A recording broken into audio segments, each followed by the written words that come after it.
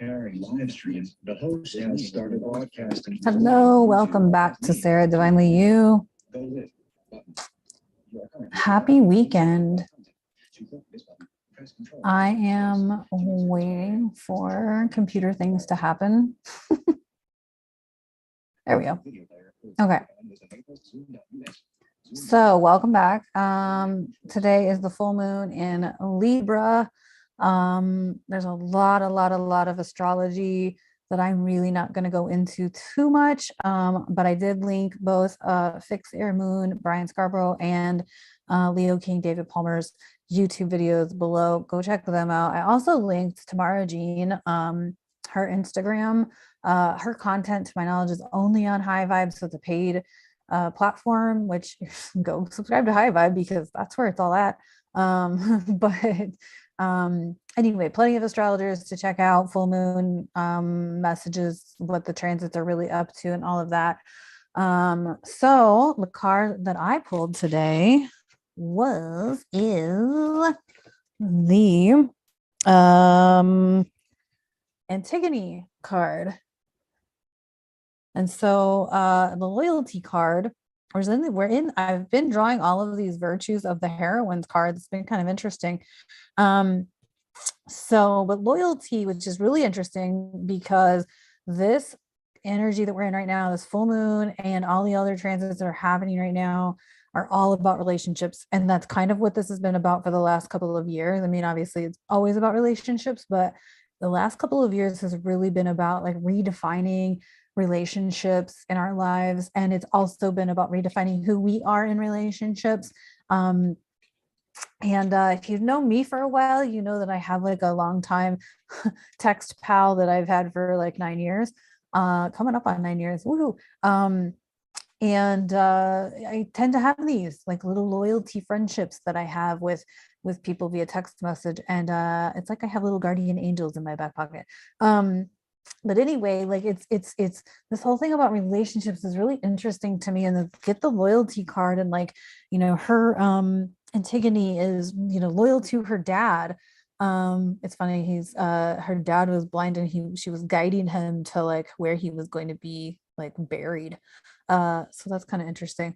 But it's like loyalty to the family, loyalty to the bonds of family. And it doesn't have to be like your blood family. It can be your spiritual family. It can be like your family of friends, whatever that looks like. But it's being loyal to the family, but it's also being loyal to who you are, like individually coming into that family, right? Like, so I have been doing a lot of healing work around my divine feminine.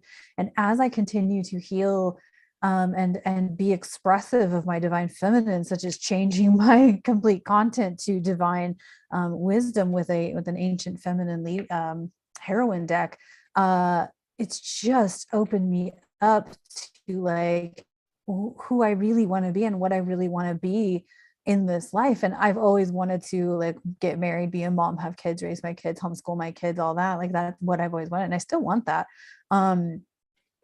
But I feel like if I'd had that or gotten that when I was in my 20s and wanted it, I would not have been the feminine leader or the divine feminine role that I feel like I am now, to be supportive to my masculine partner. And so I feel like I've been leaning into that role, and shattering the cycles of like being, the like ultra independent female that I felt like I needed to be, to be sustainable in this world. It's not who I want to be. I want to be more of a divine feminine who can receive support, who can receive like this week, for example, was like a magical representation of me just shattering some old cycles and some old stories and beliefs. Like I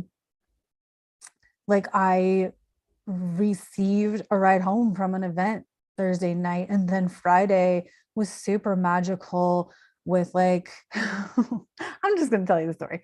So I went to an event, and it turns out that the place where the event was being held has relocated. And I'm like, oh shit. And like, I call the place, and she's like, oh, well, we're just a mile away. And I'm like, easy for you to say, I don't drive. And she's like, oh, I'm just going to come and get you. So she came and got me where I went to the old location and brought me to the new place. That was super cool. Had the event. The event was awesome. Had a lot of fun, met some new people. This woman walks up to me after the event, and we start chatting and blah blah blah. And she's like, "How are you getting home?" And I was like, "Bus." And she's like, "No, I'm gonna drive you home." And it turns out she has also been looking for friends in Arizona who are under 50, which is actually really hard to come by, because people under 50 in Arizona are usually at the bar. And there's a lot of us that don't do bars. But anyway, so it's been finding like-minded people that are not retired. But no, it turns out that she was looking to connect with people in the spiritual community who are her age. And but then it also turns out that she lives like right up the street from me. So it was very magical of me like walking away from it, just feeling completely speechless, completely like, damn, I shattered that cycle of needing to be so ultra independent like I was in Chicago and in San Francisco, and now here I am in Arizona, and like life here is completely different. I shattered this cycle to allow myself to receive an opportunity or an offer to get a ride home. And that for me is like some big change in energy. So I guess like I don't even know if it's an invitation, but like look around, like who do you need to become? Because to be in the role of being like the supportive wife or the supportive partner to my man in his mission, and being the individual in my own mission, right? Like I have to be able to receive his support without feeling like I'm being rescued from my own life, because I don't want to be rescued from my life, but I do want to be supported in my own mission, right? So the loyalty here, I feel like, is not just about family. It's not just about blood family. It's loyalty to yourself. And who what's the shift in your identity that's going to create, or that's going to allow you into this new space, right? This is such transformative energy. Holy shit, it feels so big. Unbelievable. So, but anyway, that's like what I'm feeling. I also want to say a couple of things about full moons, because it is the full moon in Libra today. I think it's peaked already actually, but whatever. The energy is usually felt, astrology is it happens in a second, like the event, but like the energy of it is usually like a build up, peak, and then a build down. And sometimes the energy can be felt for a matter of hours, a matter of days. Like there's no time, right? Time's not real. So I want to say a couple of things about full moons. A lot of people tend to charge their crystals on the full moon. I can't tell you the last time I charged my crystals on a full moon. I have some odd beliefs about the moon these days. That's a whole nother conversation. But it has not felt aligned for me to charge my crystals. If you feel the need to charge your crystals, I am not judging you. I have done it. It's fine.